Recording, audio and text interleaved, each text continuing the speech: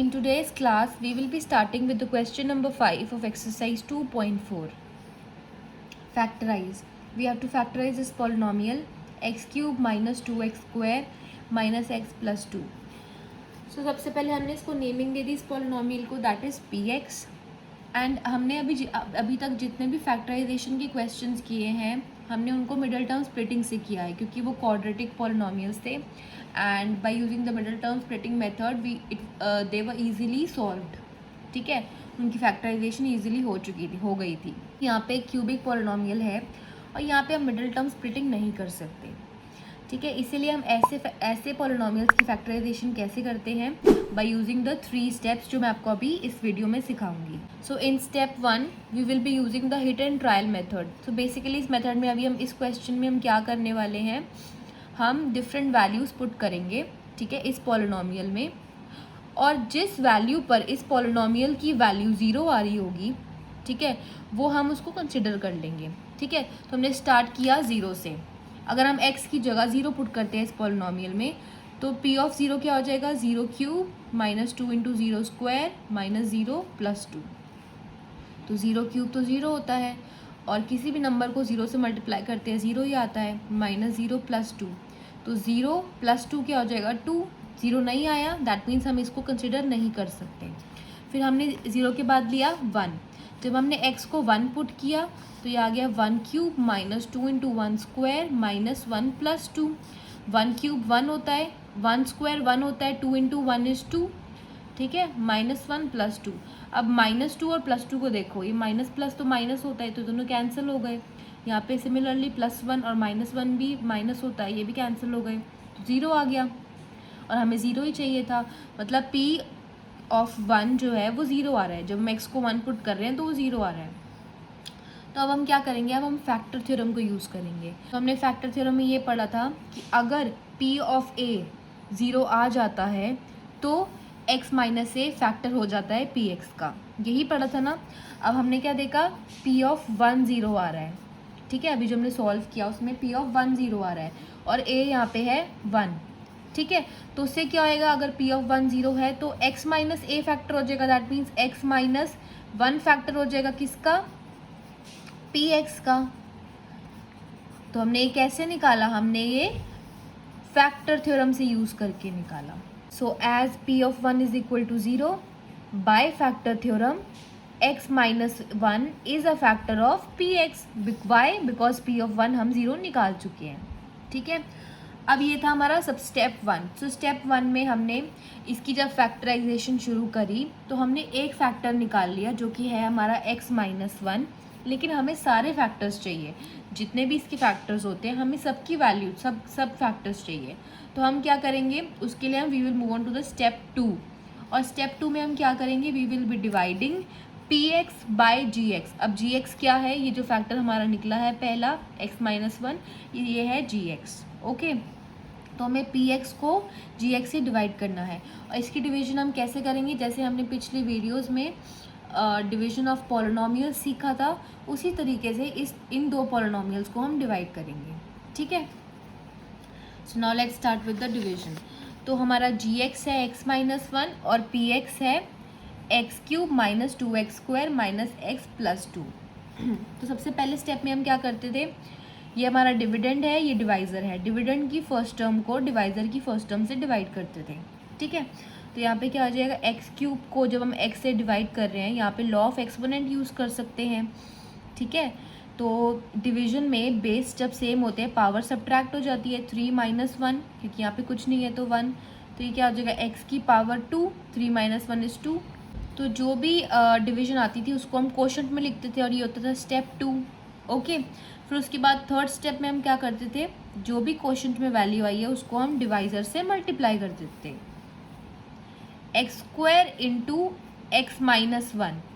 ठीक है, अब यहाँ पे अगेन हम लॉ ऑफ एक्सपोनेंट यूज़ कर सकते हैं. बेस सेम है, पावर्स ऐड हो जाएंगी मल्टीप्लिकेशन में. तो x 2 plus 1 minus x square into 1 is x square. Okay, तो ये क्या हो जाएगा, अब यहाँ पे x की पावर 3 माइनस एक्स स्क्वायर आ गया. जो भी मल्टीप्लिकेशन आती थी उसको हम यहाँ लिखते थे, तो यहाँ आ जाएगा x cube minus x square, but ये याद रखना कि से लाइक टर्म्स होनी चाहिए, ठीक है। एक्स क्यूब के नीचे एक्स क्यूब होना चाहिए, एक्स स्क्वायर के नीचे एक्स स्क्वायर होना चाहिए, ठीक है। फिर हम सब्ट्रैक्ट करेंगे, तो सब्ट्रैक्ट करने के लिए साइन चेंज करेंगे, प्लस है ये माइनस हो जाएगा, ये माइनस है ये प्लस हो जाएगा। अब ये प्लस माइनस माइनस होता है तो ये दोनों सेम टर्म्स है, तो मतलब कैंसिल हो गई, ज़ीरो आ गया यहाँ पे है minus 2x square plus x square, minus 2x square plus x square. यहाँ पे कुछ नहीं है तो हम 1 मान लेते हैं। -2 + 1 क्या होता है, 2 - 1 क्या होता है 1, ग्रेटर है 2, 2 के आगे साइन है माइनस का, तो यहाँ पे आ गया एक्स स्क्वायर, -1x स्क्वायर, तो यहाँ पे आ गया -x स्क्वायर। 1 लिखने की ज़रूरत नहीं होती ना, तो -x स्क्वायर। जो रिमेनिंग डिविडेंड है उसको हम नीचे लेके आएंगे, -x। Okay, so again we'll be following the same steps जो अभी हमने यहाँ पे किए थे। हम जो फर्स्ट टर्म है उसको हम फर्स्ट टर्म ऑफ डिवाइजर से डिवाइड करेंगे, तो ये क्या आ जाएगा -x स्क्वायर अपॉन x, तो ये क्या आ जाएगा, again law of exponent use करेंगे, x2 - 1 क्या आ जाएगा -x, ठीक है। तो यहाँ पे आ गया -x, जो भी आती थी उसको हम कोशेंट में लिखते थे, फिर हम कोशेंट को मल्टीप्लाई करेंगे किसके साथ, डिवाइज़र के साथ, तो ये क्या आ जाएगा -x इंटू x - 1। तो यहाँ पे law of exponent use, minus का sign as it is, x की पावर 1 है, x की पावर 1 है, मल्टीप्लिकेशन में पावर्स ऐड, x की पावर 2 हो जाएगा, माइनस माइनस माइनस होता है प्लस, x इंटू 1 हो गया x, जो भी मल्टीप्लिकेशन आती है उसको हम यहाँ लिखते हैं, तो ये आ रहा है -x स्क्वायर प्लस x। अब हमें सब्ट्रैक्शन करनी है, साइन चेंज हो जाएंगे, या माइनस का प्लस हो जाएगा, यहाँ पे प्लस का माइनस हो जाएगा।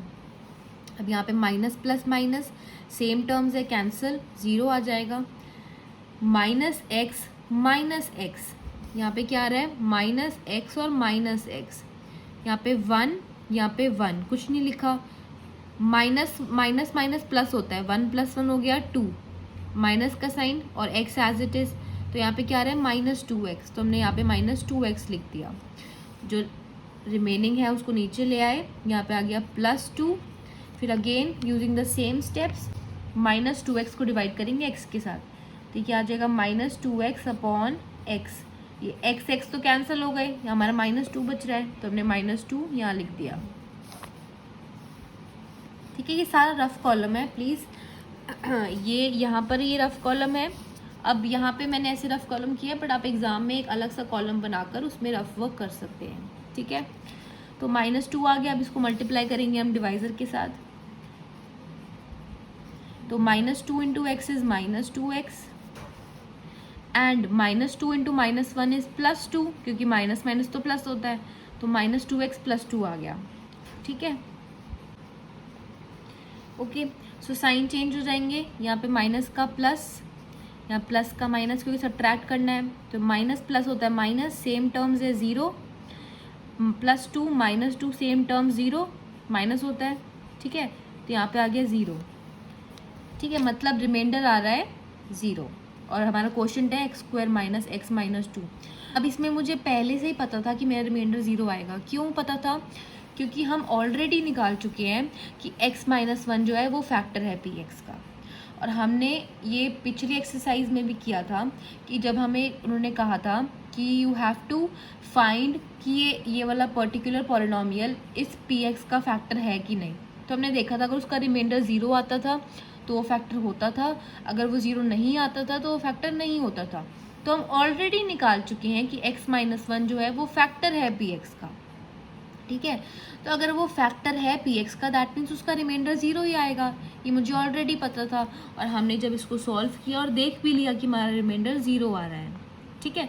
तो अब जो क्वोशंट आया है ना, हम स्टेप 3 में क्या करने वाले हैं, जो क्वोशंट है इसको लेंगे और इसके अंदर हम मिडिल टर्म स्प्लिटिंग से फैक्टराइजेशन करेंगे ताकि हम बाकी के फैक्टर्स निकाल सकें, okay. So in step 3 we will be factorising this polynomial by using the middle term splitting method, ठीक है। तो हम वही मिडिल टर्म स्प्लिटिंग जो हमने कॉन्सेप्ट सीखा था उसी तरीके से इसको करेंगे। तो यहाँ पे x स्क्वायर - x - 2, सबसे पहले चेक करेंगे कि ये स्टैंडर्ड फॉर्म में है। यस, ये स्टैंडर्ड फॉर्म में है, क्योंकि हाईएस्ट पावर जो है वेरिएबल की should be the first term, फिर उससे छोटी होनी चाहिए और कांस्टेंट हमेशा लास्ट में होना चाहिए, ठीक है। फिर उसके बाद हम क्या करते थे, जो फर्स्ट टर्म की कांस्टेंट को लास्ट टर्म की कांस्टेंट से मल्टीप्लाई, तो 1 इंटू 2 इज 2. अब 1 इंटू 2 इज 2 ना, and the factors of 2 is 1 and 2. Okay, तो हमें क्या करना है, हमें सारे फैक्टर्स को यूज़ करके हमें दो नंबर्स बनाने होते थे जिनको सब्ट्रैक्ट करके हमें ये नंबर चाहिए मिडिल टर्म वाला. यही करते थे ना जनरली. तो इसमें तो अब दो नंबर्स ही हैं, तो इन दो नंबर्स को ही सब्ट्रैक्ट करके हम -1 बनाएंगे. ओके, तो यहाँ पे नंबर्स है 1 और 2. अब यहाँ पे सब्ट्रैक्शन करनी है, तो माइनस के ऑपरेशंस क्या होते थे, माइनस के प्लस माइनस माइनस होता है और माइनस प्लस माइनस होता है. और हमें नंबर्स कौन से यूज़ करने हैं, 1 और 2, इसलिए हमने लिख दिया 1 और 2. ओके, तो अगर हम प्लस माइनस वाला यूज़ करते हैं पहला वाला, तो यहाँ क्या आ जाएगा, प्लस माइनस माइनस ही होता है. 2 माइनस 1 क्या हो जाएगा, 1. ग्रेटर है 2 के आगे साइन है माइनस का, यहाँ आ गया -1. फिर उसके बाद नेक्स्ट है -1 प्लस 2. अब यहाँ पे अगेन माइनस होगा, 1 आ जाएगा और ग्रेटर के आगे प्लस का साइन है तो प्लस आ गया. हमें क्या चाहिए, -1 चाहिए. -1 हमें यहाँ से मिल रहा है और x है तो x यहाँ पे भी आ जाएगा. तो हम मिडल टर्म स्प्लिटिंग में इसको यूज़ करेंगे. ठीक है, तो हमने लिखा x² plus x minus 2x. जहाँ पे 1 था मैंने 1 नहीं लिखा. ठीक है, -2. अब हम नेक्स्ट स्टेप में क्या करते थे, हम कॉमन लेते थे. अब यहाँ पे हम x कॉमन ले सकते हैं. ओके, तो हमने x कॉमन लिया तो यहाँ आ गया x प्लस 1. ठीक है, यहाँ पे हम -2 कॉमन ले सकते हैं, तो हमने -2 कॉमन लिया, यहाँ पे आ गया x माइनस माइनस प्लस हो जाता है. ठीक है, +1. ओके, तो अभी हमें ये दोनों सेम चाहिए होते हैं, तो ये आ गया x प्लस 1 कॉमन हो गया और लेफ्ट क्या है, x माइनस 2. ठीक है, सो ये फैक्टर्स हुए किसके, इसके. और ये कहाँ से आया था, डिवीजन करके. ये क्वेश्चन था ना डिवीजन जो हमने पॉलिनोमियल्स की किया था. That means therefore the factors of polynomial px are -1. Okay, दूसरा फैक्टर है x प्लस 1 और थर्ड है x माइनस 2.